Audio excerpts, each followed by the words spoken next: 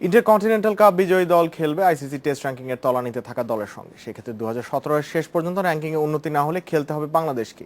সাবেক অধিনায়ক রকিবুল হাসানের মতে র্যাঙ্কিং এ উন্নতির জন্য এ সময় টেস্ট সংখ্যা বাড়ানোর চেষ্টা করতে হবে ক্রিকেট বোর্ডকে। পাশাপাশি সাদা পোশাকে ধারাবাহিকভাবে ভালো করতে হবে টাইগারদের।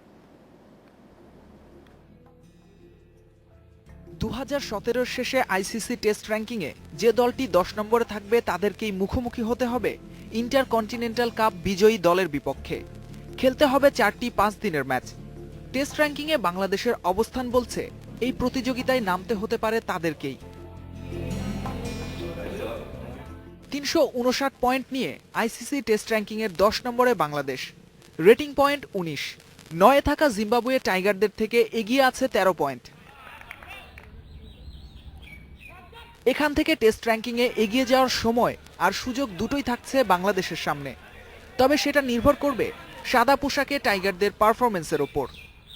25টা টেস্ট ম্যাচ যদি আমরা খেলতে পারি নেক্সট 3-4 বছরে, অনেক ভালো। 6টা টেস্ট বছরে এবং ভালো খেলতে পারি তাহলে কিন্তু জিততে পারি, তাহলে কিন্তু আমাদের অনেক পয়েন্টস আমরা স্কোর করবো। বড় টিমের সঙ্গে জিততে পারলে বেশি পয়েন্ট পাওয়া যায়।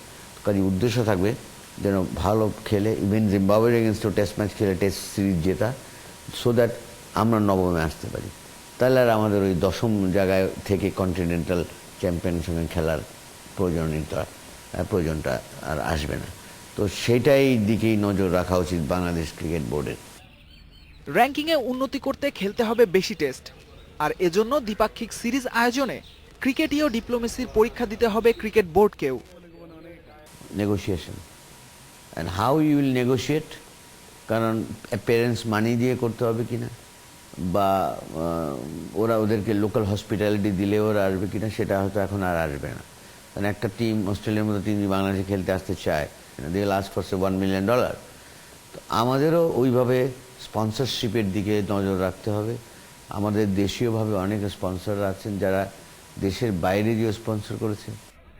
লঙ্গার ভার্সনের সফলতা পেতে ঘরোয়া লিগের দিকে মনোযোগ দিতে হবে আরও বেশি, আর সেটা করতে পারলেই টেস্টে টাইগারদের পারফরমেন্সে ইতিবাচক প্রভাব পড়বে। সাইদ সাদি, ইন্ডিপেন্ডেন্ট নিউজ।